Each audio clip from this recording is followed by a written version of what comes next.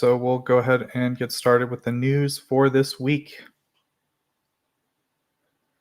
Maxim Kuzmanov, a Russian pilot who defected to Ukraine with his military helicopter last year, was found dead in Villajoyosa, a town near Alicante in southern Spain. His body was discovered in an underground garage on February 13th, showing signs of multiple gunshot wounds. A source from Ukrainska Pravda within the main intelligence directorate HUR of Ukraine shared that Kuzmanov had decided to move to Spain instead of staying in Ukraine. This decision came after his defection, and from what is known, he had invited his ex-girlfriend to visit him prior to being found dead in Spain. Spanish authorities were investigating the death of an individual who was later identified as the helicopter pilot, but there was initial confusion about the victim's identity. The Spanish court in Villajoyosa opened a probe into the death discovered on February 13th, and later local media was able to confirm the statements made by HUR as factual through contacts with Spanish law enforcement assigned to the investigation. Kuzmanov's defection in August was a significant event as he flew an Mi-8 helicopter from Russia to Ukraine as part of a 6-month special operation orchestrated by Ukraine's military intelligence directorate. Spanish authorities found a burnt-out vehicle in a nearby neighborhood, which may have been used by the perpetrators of the crime. Next item. Ukraine was provided a substantial military aid package from Sweden, valued at $683 million US.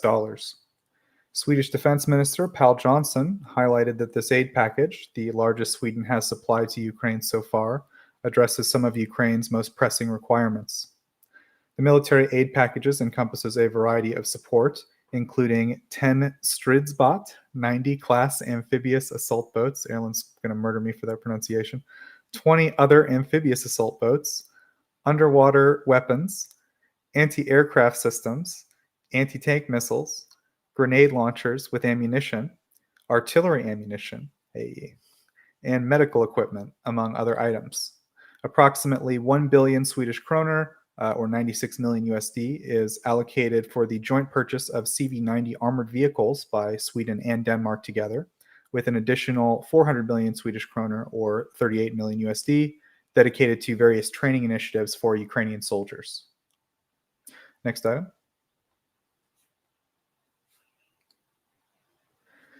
The American military is using its own funds to support the training of Ukrainian forces, a move that risks leaving the army financially strained in Europe amid the ongoing Russian invasion. The spokesperson for the U.S. Army forces in Europe and Africa revealed that they are currently funding the training for Ukrainians themselves due to the lack of an approved DoD budget for 2024 and no supplemental funding from Congress for Ukraine. This shortfall means the DoD has approximately $3 billion available to cover about $5 billion total in expenses and operational costs, putting their financial stability at risk overall. O'Donnell warned that without additional funding, they will exhaust the resources to train Ukrainians by summer, and that this would affect overall support of Ukraine, as well as ongoing operations for NATO forces in Europe and Africa. Pentagon spokesperson Sabrina Singh emphasized the urgency of the situation, stating that congressional inaction is forcing difficult decisions that could severely hamper military readiness and modernization efforts. Despite the challenges, the U.S. military does remain committed to supporting Ukraine's defense needs so far, with ongoing training efforts underway in Germany, Arizona, and Texas. However, the success of these efforts depends on securing adequate resources to train additional personnel long term. Next item.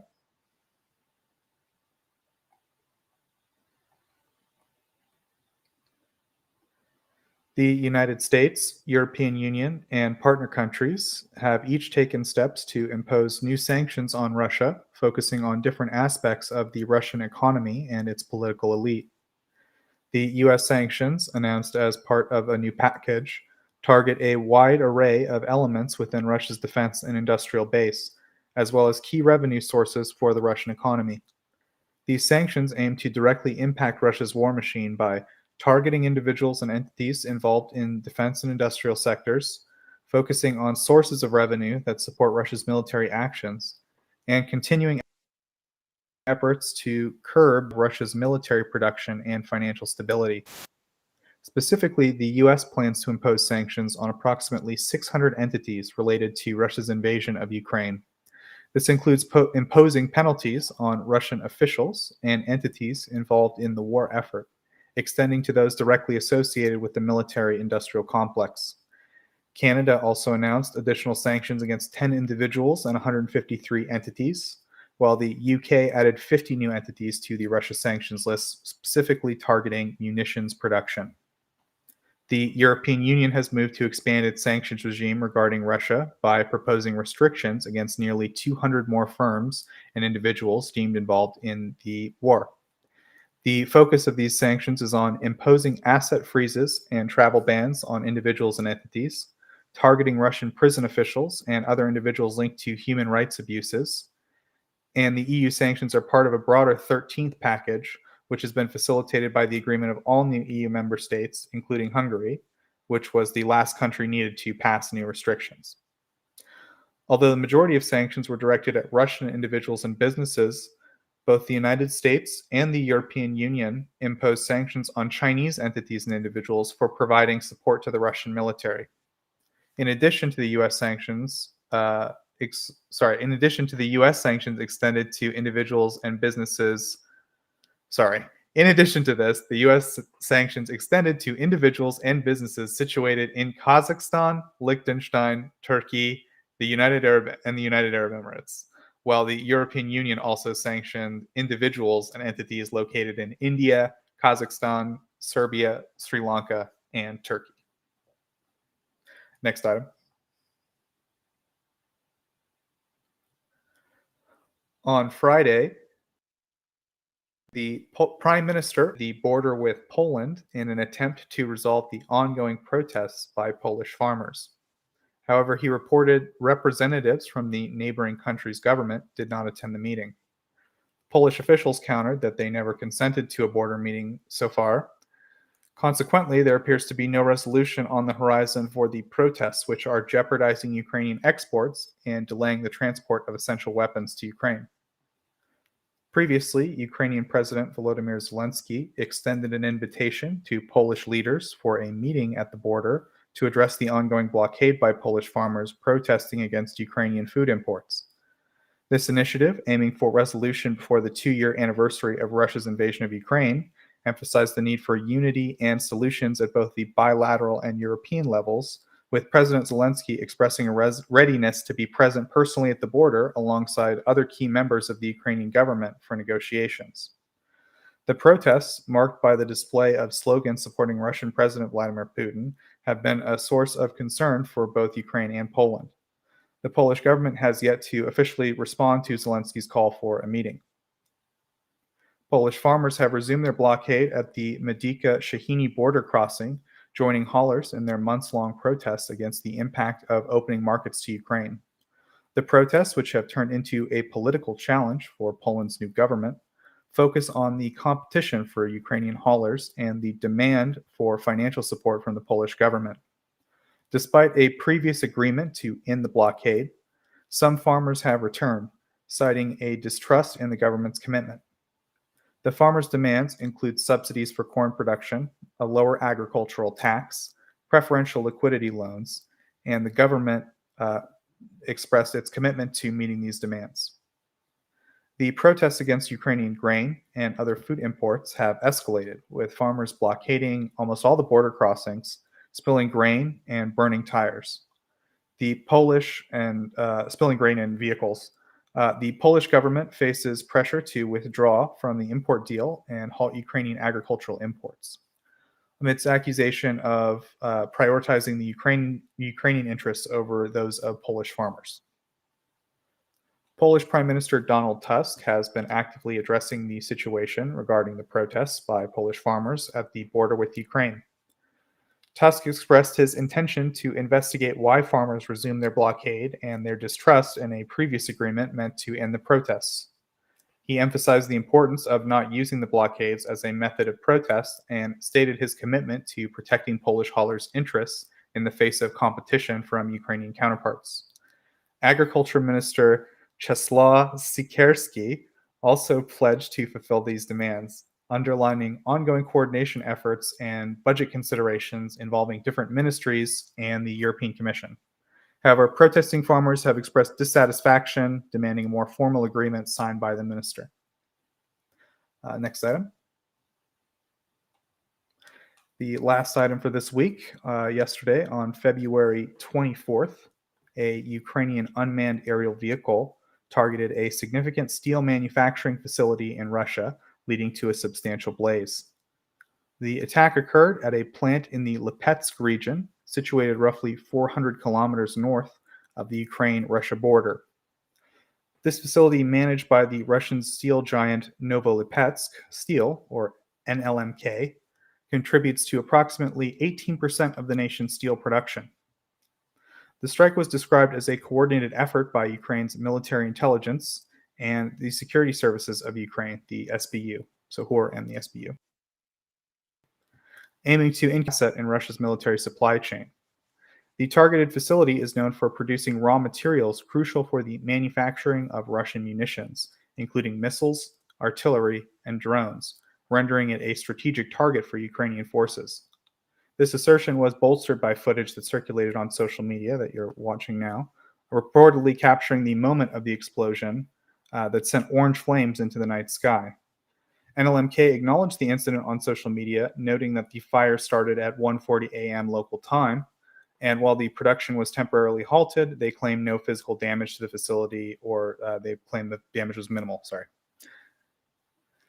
The Lipetsk factory is a pivotal operation for the company, specializing in the production of flat steel and accounting for 80% of the company's output.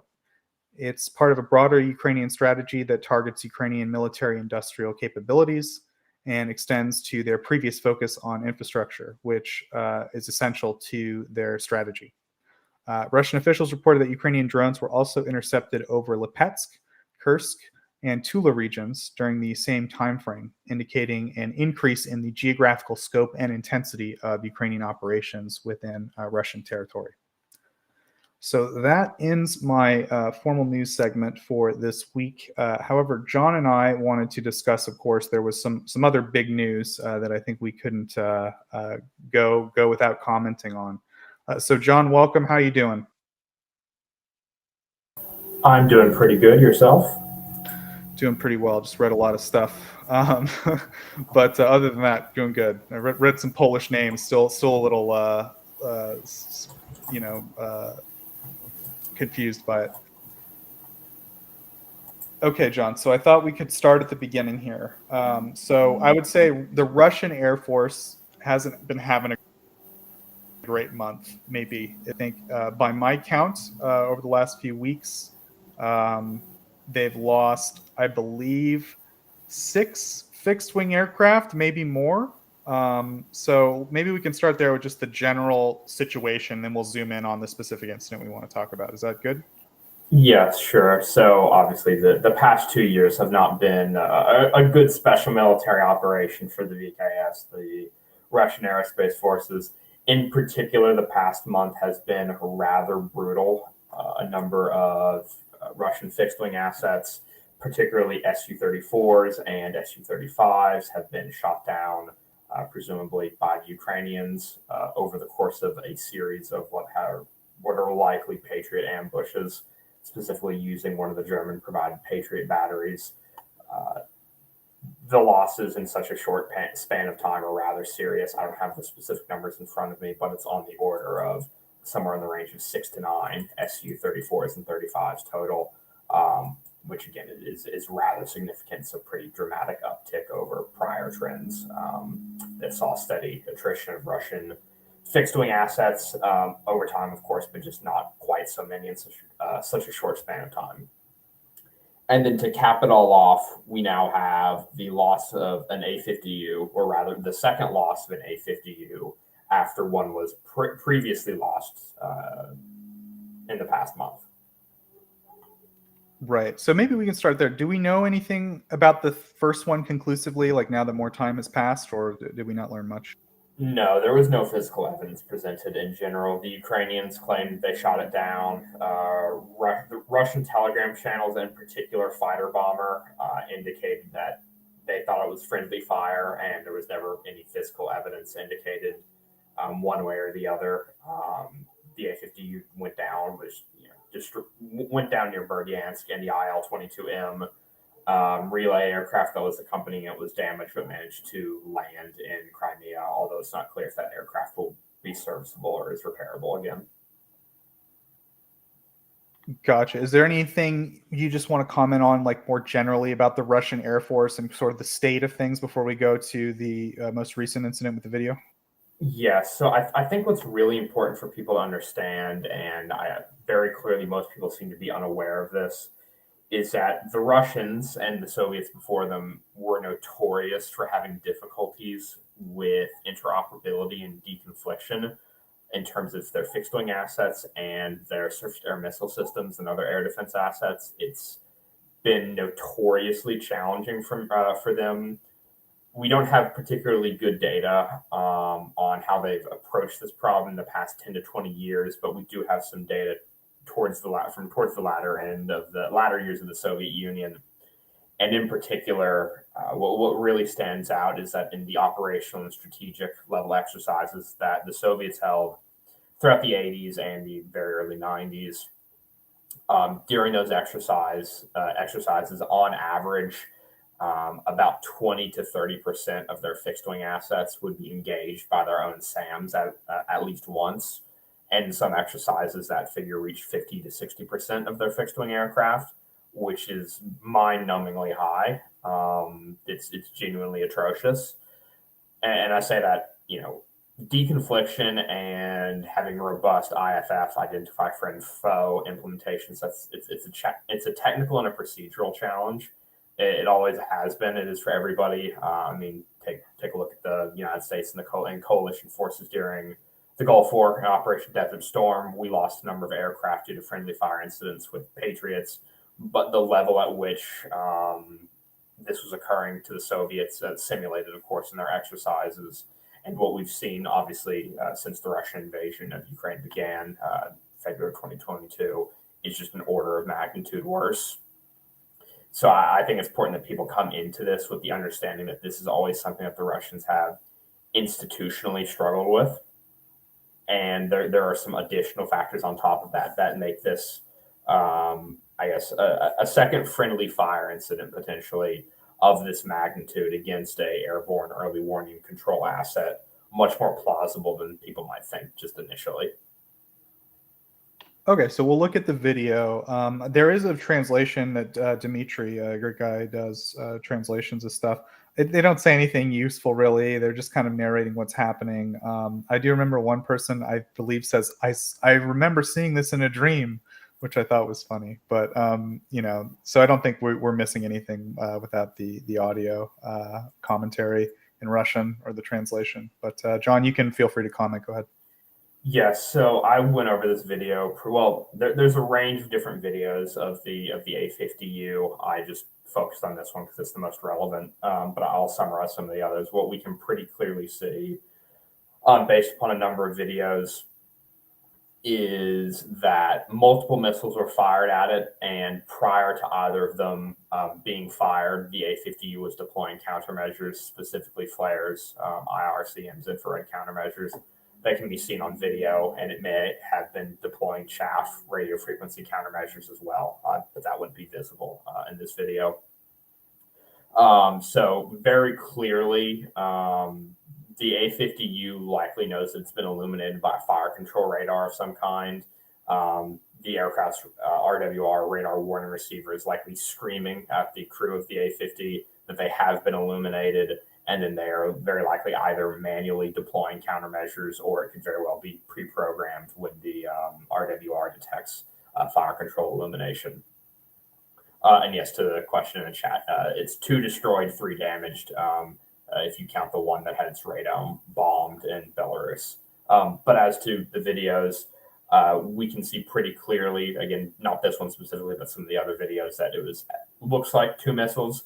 The first one does not appear to impact the aircraft. It looks like he gets decoyed successfully by some of those countermeasures and explodes some distance away from the aircraft. And then the second missile impacts and destroys the A-50U. And so in the video that we have up on here, this is specifically came out a couple hours after the fact. This shows the launch of one of those missiles. My initial thought was that this was likely the first missile launch, but on closer analysis, I'm less certain if it was the first or the second. But in any case, we can very clearly see a missile fly out from Krasnodar, from Russia, towards the A-50U.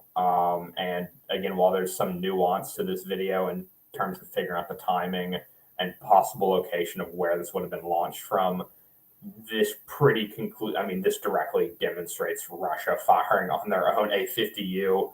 So that should give us that pretty conclusively indicates that this was almost certainly a friendly fire incident, despite Ukraine obviously taking credit for the downing. Yeah, I think we can't completely rule out the possibility that like some kind of Ukrainian involvement is possible, but there's nothing on the video that would indicate that. Would you say there's no physical evidence to indicate that Ukraine was directly involved in the downing of that aircraft? There's just no physical evidence. I mean, there's lots of things that you can get into. I mean, for example, the United States has for many decades now worked on various cyber warfare programs to allow them to remotely change the pictures that enemy SAM operators will see. There's lots of stuff that you can kind of get into along the fringe, but just in terms of the information we have directly available to us, I mean, we have physical evidence of the Russians firing on their own aircraft and essentially no indication of, say, a Ukrainian Patriot, Ukrainian S-200, et cetera, any of the other systems that they operate participating in this engagement. So again, unless we see some specific physical evidence come to light to that end, it's pretty transparent what happened. Yeah, I think that's fair, right? Like we're not suggesting that it's impossible that there was Ukrainian involvement, but all we have is the publicly available videos. As John said, there's multiple, and they all show the same thing. And that's what or I should say, that's what John's basing his conclusion off of. Maybe we can let people draw their own conclusions. Go ahead, John. The other thing I'd add, and I'll be blunt about it, the Ukrainian government, they make up losses. They claim losses they did not cause or that didn't happen all the time. I mean, they do this with the aircraft particularly. I mean, if you just go look at the statistics for what they've claimed they've shot down, either Russian fixed wing or rotary wing, it's in excess of 300 in each case, even though the physical evidence is probably closer to about 100. And while, again, the physical evidence is almost certainly an undercount, there's going to be unreported losses and such, things that aren't going to be photographed, videoed, et cetera. Public Ukrainian government claims well exceed what's sort of physically reasonable, and what has been reflected in public-facing U.S. government and other allied intelligence estimates that have been released. So, again, information warfare is it's a fundamental cornerstone of war, always has been. So, I think a lot of people looked at this incident and then saw the Ukrainian government, the KUR military intelligence, and the Ukrainian Air Force take credit for it, and then took that as a absolutely true baseline assumption, and then attempted to generate explanations for how this could have occurred that definitely involve Ukrainian, that definitively have Ukrainian involvement just because the Ukrainian government said they were involved, which I think is a likely faulty assumption. Yeah, I think that's a fair statement. Go ahead, John. Because I mean, and just think of the sort of an argument to simplicity here. I mean, what we're essentially looking at is the two most plausible. Well, the two explanations that come to the fore here is one of them is A, Russia fired on their own A-50U in a friendly fire incident, nothing much more to it. Or B, what a lot of people have been proposing for reasons I can't really fathom, is that, Ukraine fired a Patriot, a PAC-2, or a 5V-28 from S-200 at it, and the Russian SAM was engaging a missile incoming to the A-50U, not the A-50U. I mean, consider which one of those is just more, is simpler and more plausible. again, not to say that the latter is impossible. It's not. It's just, again, on the basis of the physical evidence that we have available to, and again, sort of Occam's razor here, which is the simpler explanation. What fits the evidence that we best have, in a simple, elegant way. Yeah, because I just want to clarify, like, we see on the video what you think is like a Buk missile hitting. So what that tells us is Yes. it's clearly friendly fire. It's just a question of, we're not dismissing the possibility that there was some indirect Ukrainian involvement. We just, again, no evidence for it. But like, the point is, I don't think it's unfair to say it's friendly fire if a Russian missile hit a Russian plane, regardless of whether Ukraine was indirectly responsible in some way, right? Yes, and I mean, I think it's unlikely that Ukraine had any involvement in this whatsoever. Obviously, we can't discount it. Can't really prove a negative. Um, Right. but again, this looks more so, dramatically more so, like just Russian error and incompetence than anything else. Yeah, that's the thing. I mean, all we have is the public evidence. We have lots of videos, and John gave him a look, and he drew his conclusions based on what he can see publicly, that's publicly available, and that's all we can really do. If Ukraine wants credit, I wouldn't know. They would maybe need to present some evidence, and I don't know. It Well, I sucks mean, we're dealing with think about Russia. it like this: is if you have a major Russian friendly fire incident, just think about it from an information warfare perspective.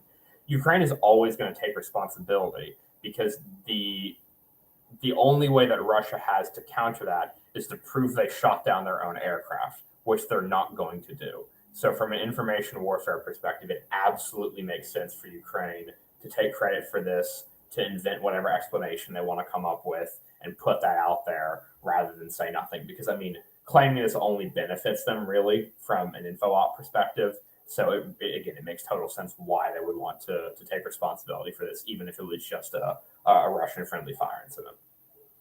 Yeah, so like, I don't think we're suggesting we dismiss everything that Ukrainian intelligence says out of hand. It's more just like, we look at the evidence, right? When we're drawing our conclusions about things like this, it's based on evidence, it's based on videos, it's not based on statements by governments. That's just kind of not in our experience, like, the most to know the reality of the situation. So, I think we presented the evidence here. It's totally, people's own opinions. They're free to make up their own mind about, what truly happened, and whether or not Horace's claims can be taken kind of at face value, or whether you want more evidence before you're willing to accept that. But that's just kind of the broad thing. So, John, maybe to like wrap this up a little bit, I wanted to get into just a couple things. Number one, like, what is this aircraft, which we probably should have started with, but I think that leads Yes. into like, how does losing this aircraft affect Russia's capabilities, and then sort of like, how many do they have and all that, John? So you want to go into that? Go ahead. Yeah, so what the A-50U is it's a airborne early warning control aircraft. So it's a large aircraft. It has a radome with a radar array on it, and it's responsible for performing airspace surveillance. So both tracking your own aircraft, as well as tracking, unknown objects, adversary aircraft, cruise missiles, ballistic missiles, all sorts of things. It's just, general airspace surveillance. And so, one of the things that's critically involved in from air defense operations standpoint is that such an asset would be a central node for coordinating, integrating ground-based air defense assets, as well as your own fixed-wing assets. Be it to perform defensive counter-air against hostile aircraft, hostile cruise missiles, etc. Maintain general situational awareness. A airborne early warning control asset would be one of the centerpieces of that overall picture. What's particularly notable about the A-50U, though, and this is one of the technical nuances I sort of referenced earlier, is that the A-50U is operated by the VKS, the Russian Aerospace Forces. And the VKS, there's a specific branch, the VPVO, which is the Aerospace Forces Air Defense Troops. They operate a number of Russia's SAM systems. They operate Pantsir, S-350, S-300P, and S-400. But they don't operate all of Russia's SAM systems. The SV, the ground forces, they have their own branch, the SVPVO, Ground Forces Air Defense Troops. They operate a number of other SAMs. They operate Strela, OSA, Tor, Buk, S-300V. And what's really important, what's a key critical detail here is that, as far as we can tell, the A50U, at least historically, certainly the original A50 and certainly the A50U, at least as of many years ago, doesn't directly communicate or integrate with the ground forces SAMs. It only controls and integrates the Air Force SAMs. So Pantsir, S350, S300P, and S400.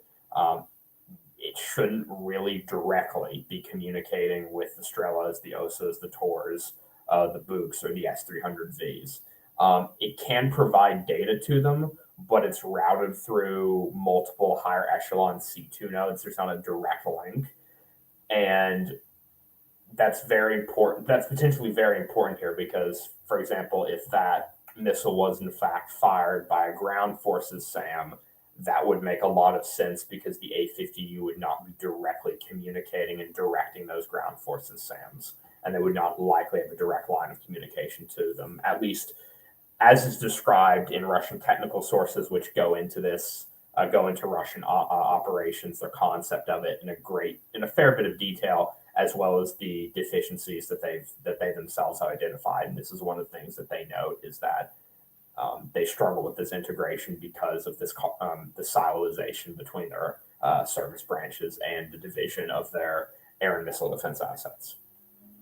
And so, in terms of the overall impact, this will degrade Russia's ability to maintain continuous airspace surveillance of Ukraine. Keep in mind, Russia has a number of these aircraft. They don't have that many, but they do have a number. So they will still be able to continue to operate these, to fly these missions, perform airspace surveillance. But because there's one fewer aircraft, that's going to put more flying hours on a smaller number of airframes. It's going to put more stress on a smaller number of crews, and it's going to be more difficult for them to sustain those operations at the same level of readiness and capability as they would having an additional A50 or additional two A50Us, as the case may be. Yeah, John. I mean, we did a little digging. I know Erlen did a little digging, and I think you did to some extent. And we could find that there was some information floating around the internet that was like they only had four, and that seems So, to be from. Oh, go ahead. yes, so as best we can tell, they had at least nine, possibly more, between Right. 9 and 14 A50Us. So the Soviets built around 40 something A50s, but when the Soviet Union collapsed, the new Russian Federation just couldn't afford to maintain them. So they basically left a bunch to rot. They sold off a couple. I think they sold three to India, and they basically used most of the A50s as parts donors to support like basically a dozen or so that they kept in operation. And those that they kept in operation were eventually upgraded to the A50M and to the A50U standard. And so prior to the invasion, there would have been, I believe, nine of those that were operable, possibly 14 total. The others maybe not in operable condition. So this would bring their number of operable A50Us down to about 7 airframes. Yeah, as far as we can tell, that like four figure came from old information from like 2017 or something, and they had like gotten more operational since, and we can't quite Yeah, so tell if like. that was A50U deliveries between, I believe, 2011 and 2017. Between 2017 and the end of 2023, they delivered four more airframes. Right, yeah, and we can't quite tell if, like, I don't know, some of those totals, like, if they're adding to them or, like, not, so but, that's kind of our general estimate is they have a few more of these. What we don't know, though, is how many, like, trained crews they have that can operate a complex aircraft like this, right, John? Would you say that's a fair estimate? Yes, so I don't know off the top of my head what the Soviet or Russian standard was for crew to airframe ratio. What I would say, though, is one thing about the A50U, and this is pretty well attested to in Russian sources, is that it struggles with crew endurance because apparently it's not very pleasant to be in for long periods of time. At least for the original A50, it's unclear how much that carried over to the A50U. So the crew workload and just the stress and the discomfort of being up in one of these planes for several hours at a time isn't particularly wonderful. So that's, having the loss of an experienced crew is likely going to have a fairly significant impact on their overall readiness. I should say more so than one might expect. Yeah, I think so. And yeah, so I just wanted to make sure people kind of understood the broad picture here. I don't know any other concluding thoughts on this general matter, John, the A50. I don't think there's anything else to add. The thing that's unknown, so Ukraine also claimed to have downed an IL-22M. For those who aren't familiar, the IL-22M is a communications relay and airborne C2 platform. One almost always accompanies a 50U mission to provide, again, act as a comms relay to directly interface with S-400s, S-300s, S-350s, et cetera, on Pansirs on the ground and other assets, fixed wing assets, et cetera. So again, there's usually always an IL-22M accompanying an A-50U. It isn't clear what happened to the one that was accompanying this A-50U. Again, the Ukrainians claim to have shot it down, but as far as I'm aware, there's no evidence that that actually occurred. Yeah. So that I think that wraps it up. I mean, in any case, I mean, what's done is done. I think regardless of how it went down, that plane went down. I guess maybe my final question, John. What are the odds you think a crew would survive something like that happening to them? What happened in the video? On an A-50U, 0. They're dead. They're all dead. They can't like parachute out.